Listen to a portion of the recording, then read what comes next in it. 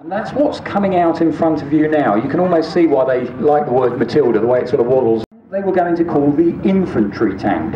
And the idea behind it was slow, it only has a machine gun, but they didn't mind because the idea of this tank was to help the infantry attack across broken or shell-torn ground and to get the soldiers coming on behind onto their target successfully.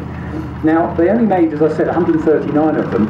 Most of these were lost out in France during the early campaign of the war. They were left behind, they were used in a couple of attacks. What impressed the Germans about them was not their firepower, just having a Vickers machine gun in the turret, but the thick armour. And it's actually a very well protected tank because they knew it was going to be slow, they knew the Germans would be firing away at it, they needed good thick protection on the vehicle. We're going to see in a moment that was a much, much better tank and one that really frightened the Germans early in the war. Now, as a Matilda, if it doesn't work in the morning, it's no good to anyone. And the great thing about the Valentine, they got the Valentine to the point its reliability was very, very good. So it actually served much longer in the front line than was expected. Early days it was going to be used again as an infantry tank. That was to take the infantry, just like the Matilda I, forward onto a target. It was supposed to be heavily protected, but when it went into service, as with so many bits of kit, the army started using it in different ways. So they started issuing them to some of the armoured regiments, and the problem was, of course, even though it was reliable, the armour thickness wasn't that good, and the gun in it, originally a 2-pounder gun, 2-pounder, the weight of the shot the gun fired, fire it is overworked. It didn't really work in that sense, so we've always liked, certainly the British Army, 3-men crew turrets. So we've got a commander, obviously in charge, the loaders that get around to the roof of the gun, and the gun ships actually aims and fires the gun over the target. So that particular model, a late model Valentine, a Mark 9, it was restored, kindly gifted to actually got as far as Hitler.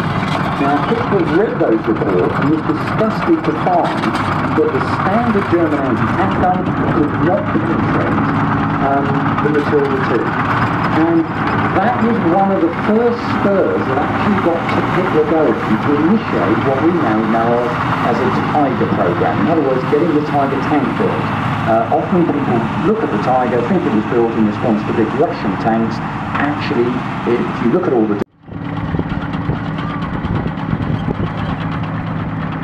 and you can see the speed the tank's going. Obviously the driver's not thrashing it, but again, some of the early tanks, especially if you're an infantry tank, you didn't need to go fast.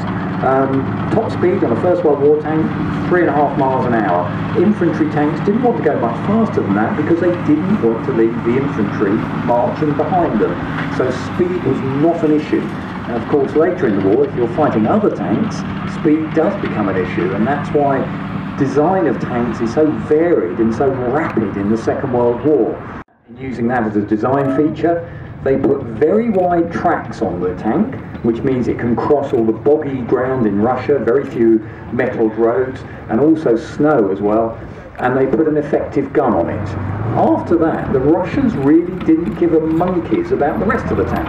Crew conditions inside are appalling, but don't forget, Russia at the time is a dictatorship. If you objected to the crew conditions, off to the Gulag or the penal battalion, and we'll get someone else to crew the tank for you.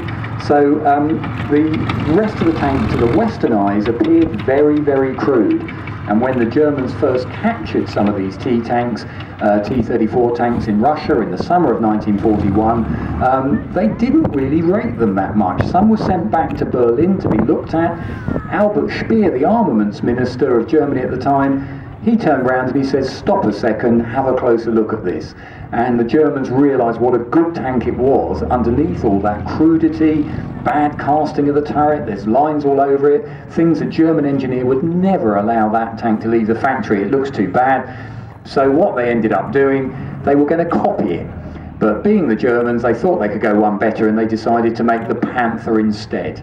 The Panther tank, much more complex, and they kind of missed the point of the T-34. The T-34 was simple, so they could make lots of them. And the Russians' view of tanks, This is very much, this vehicle, very much like a munition. Think of it like a hand grenade or something. If you need 20 hand grenades to clear a house, they'll issue them with you. If you need 20 tanks to go 20 miles, the Russians will build you 20 tanks. The fact that they weren't in combat that long because they've been knocked out or been worn out, they've got lots more ready to build and lots more ready for you to take into action. So a very, very successful and influential design in World War II. Figures vary, probably about 45 to 50,000 of those T-34 tanks made during the Second World War. Did they have that on top of the gun? They had a very reliable engine in the back. And if you've got a reliable engine, it means you don't have to work on the tank all night to try and keep it going the following day. Now this particular Sherman, this one that's driving around in front of you, was made later in the war. It's got a higher velocity 76mm gun, so only a millimetre difference, the size of the hole at the end of the barrel. Much higher velocity. At the top of that turret, giving you a wave there, some of you may recognise there's actually a veteran in that turret who actually served in Sherman in World War II. Many of you probably know him from Formula 1 racing. That's Murray Walker, who does all the commentary. Fewer people probably realise that Murray Walker was a tank commander in World War II, so he's out today.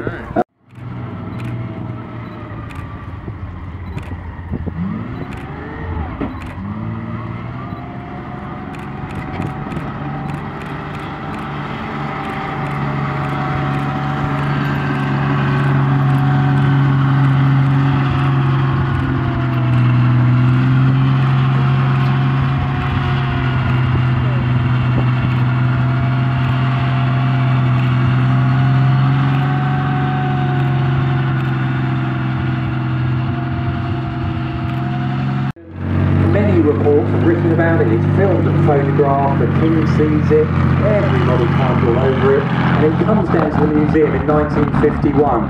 And we started a programme with help from the Lot 4, it goes into production, and the very first Mark I Centurions are rushed out to Germany in May of 1945, and they just lots of countries bought that gun and fitted it to their own tanks because it was so good. It's got that wonderful combination of a good engine, good armour protection and good mobility. Nowadays we think it's a very thirsty vehicle, it won't go too far on the tanks. They actually designed a little trailer to follow behind because it was such a thirsty vehicle, but very, very successful. And again, with well-trained crews, Centurions were defeating much more advanced tanks in the Middle East, India and Pakistan. To what they were doing at the end of the war with tanks like the Tiger, and the Panzer. With the Leopard, the Germans decide, let's go for speed instead of thick armour. So what they did is they put a huge, great MTU diesel engine in the back of the Leopard. They make it go very fast because their idea now was, instead of armour protection, let speed be our best defence. So if you can whip around the battlefield quickly, the enemy won't have enough chance to put their guns aimed at you to knock you out. And the Leopard 1 tanks were only, their armour was only proof or thickness of enough to stop 30mm.